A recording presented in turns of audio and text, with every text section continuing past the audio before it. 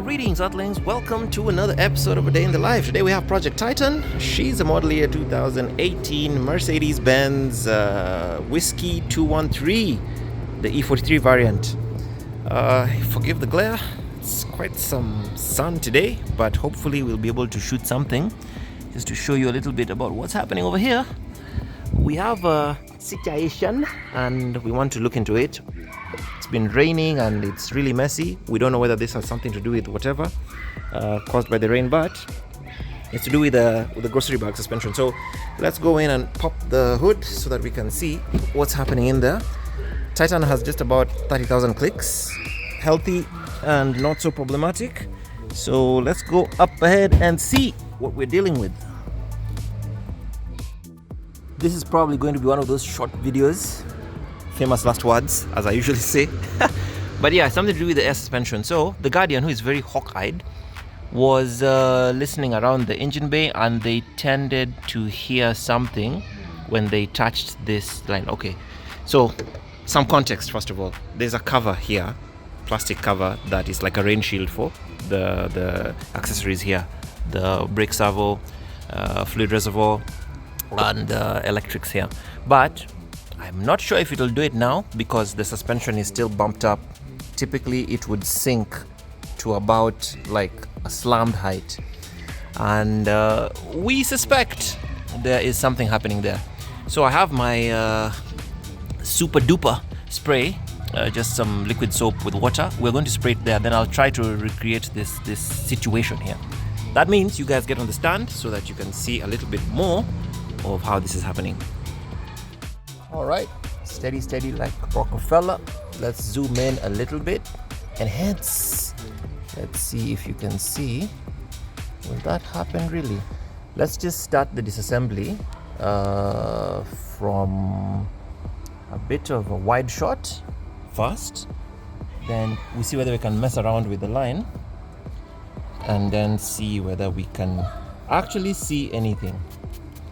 So we are going to spray some magic juice onto the line, and there's no way I'll zoom in this, so let's just get off the stand so that you guys can have a better look. We should be able to see some air bubbles if at all there's anything, but the report was that you needed to manipulate the line fast, so if you touch it, that's probably when it will leak. So let's try that. Oh, did you see that? You can actually hear it. Okay, some more juice. Seems like it's leaking from this backside. Oh, my bottle fails me. Ah, there we go. Science at work. So we definitely have a leaky line, which means, oh, that's so obvious. Yep, the line is leaky. For sure. So, what that means is we need to first take it off. Ah, shucks, my bottle has given up. Okay, anyway, we know what's happening. So, lights on, please. Let's see whether we can have a better look-see. It appears it's leaking from, in the image, it's leaking from 9 o'clock. You can actually hear it. Yeah, so let's take the line apart. I will run the engine, lift the vehicle, and then put the suspension into service mode, and secure it with an axle stand or a jack, something just to prevent it from sinking. And then we'll take the line off. Clean it up, take the line off. All right, let's get to it. All right, we're draped up. Let me try to be a single-handed bandit here and just try to clean up the place. The axle is already secured on the driver's side. Lights on, please. That means even if we crack the line, we will not have the vehicle sinking. So always try to use a flare nut spanner for these. Don't use an open-ended wrench. You might strip the fastener. So the thing is just to loosen it a bit, and then we figure out what's happening underneath. It is going to bleed while we open it, and then we'll try to figure out if it's a line failure or a joint failure. So I may possibly put you guys down, shorten the video time, just do all of this behind the scenes, so that, there we go, so that we are quicker on our feet. Yeah, I know there are several schools of thought about doing this way, but if it works, it's not stupid. So the bags are highly pressurized, not dangerous enough to kill you, but it can cause some injury. And typically what happens with these guys is, these are brass fittings for the most part. So the airline can be some sort of material that is injured by the brass if maybe it's physically actuated. So the idea is just to remove it and inspect, try to figure out if it's leaking from the joint or the line. But that should be easy once it's out, because we'll be able to see. Also remember that the air suspension module will try to level the car, so you need to put it in service mode, which is something I already did behind the scenes. Almost there, we're almost there. So there's a brass, what I like to call a shrink ring, and an O-ring in there to help keep the line secure. Looks good. So let me take this out. The idea will be pretty simple. We shall push the brass fitting back, snip a bit of the head of the line, and then reseal it. Hopefully whatever is cracked in here will be taken away by the cut. So let's try that and see. Okay, we are disassembled, and I needed to switch up my gloves because these ones were starting to wear down. I didn't want to contaminate the place. And so this is how it goes. So you have the line, then you have the brass fitting, and then you have the crush ring I was talking about. Lights please. Let's see whether you can see this. It's basically just like a clamp of sorts. So this is what sits. It always sits with the beveled side down. Always sits with the beveled side down, so that it kind of like recesses into that guy. This guy over here. I'm trying to keep the place protected so we don't get dirt in there. But yeah, so that's the general idea. And I noticed right away there seems to be a failure of the line. So can you see where the yellow tag is? There's a crack there. So that's why when you push the line, air would seep out. That crack seems to be the point of failure. So we're going to snip the line at that point. We're probably going to get a heat gun, apply some warmth here, and then soften it enough to reposition it. Because you see it's been bent like this from factory. It's been shaped, it's been molded from factory. Yeah, so snip that, remold it, put back the crash washer, and also inspect this O-ring as well. I don't think it's failed, but we'll just give it some lube, and then we tighten the place up. Yeah, then we test. Get the car out of service mode. Bada bing, bada boom. Bob's your uncle. The setup is coming along nicely. So it's snipped. It's a bit warped still. This is the piece and the tiny one that was taken off because I needed to see how the line would behave when cut. And the crash washer is also in place. The line is secured in there. If you're a DIY watching this, rags are your friend.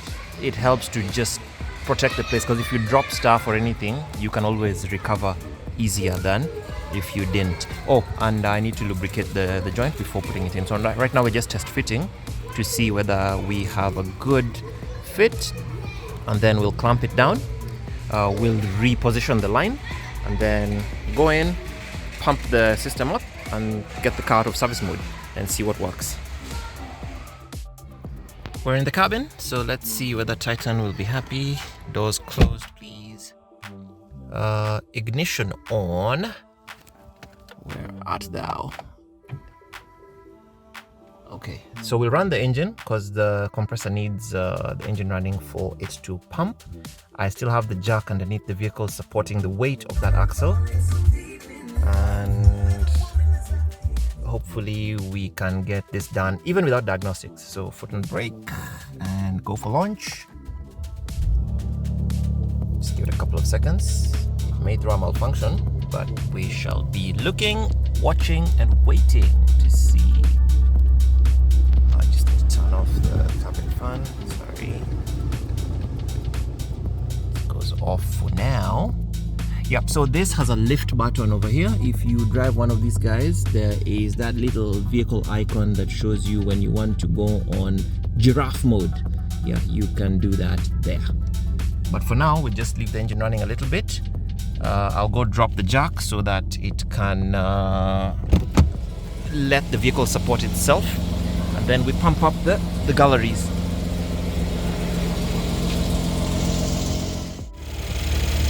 Engine's running, suspension has leveled off, but we are going to give it a bit of time. Then let's go in the cabin and lift up. So typically, most vehicles will require that you close the doors to lift the suspension.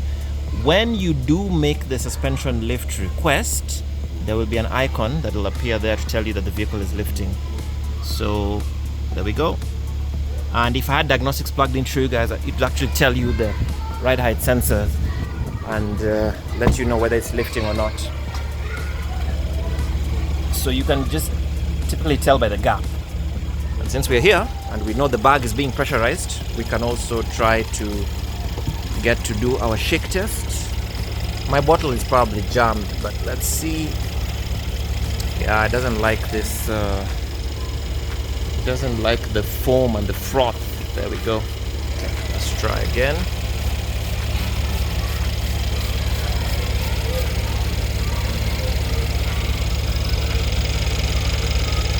Looks good so far.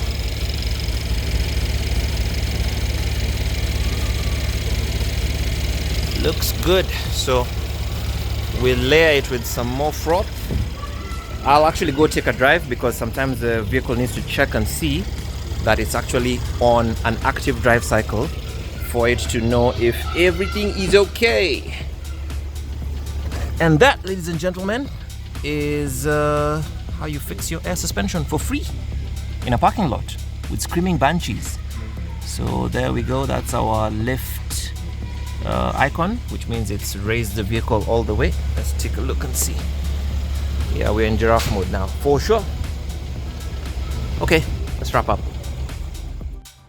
Okay, people of the internet, I fail again at saying this is going to be a short video. It wasn't really a short one, but we tried. So for those of you who are hawk-eyed enough, you may have noticed that this edge of the pipe had a yellow marking on it. That's because each of the airlines has a color ID. So this one is yellow. I think that one is beige, I think. There's pink, there's blue. Yeah, something like that. So because we've already snipped out the line, or rather part of the line that is color ID'd, I didn't have my yellow magic marker, but I did have yellow electrical tape. So I put that on, and because we know tape unravels with time, I zipped it and made sure that I did not leave a sharp knife edge for the next service screw to be sliced. So yeah, that'll be a good color ID for that. We're going to take Titan out on the road, maybe a couple of days, monitor, and see whether she still fails. Reason being, the way the Guardian noticed this was that he'd park, and when Titan would sit for maybe a day or two, we'd find the front end collapsed. That was because of that guy. So it was leaking over time, and now we seem to have caught the culprit. Yep, so I think that should be it. It's a cheap and cheerful repair. Pretty much no parts needed. If it was a dealership repair, this would probably have been an entire airline replacement. But we're cheap, we're cheerful. Like I said, if it works, it's not stupid. So, as always, if you have been, thank you for watching. Remember to be good, be different, be nice.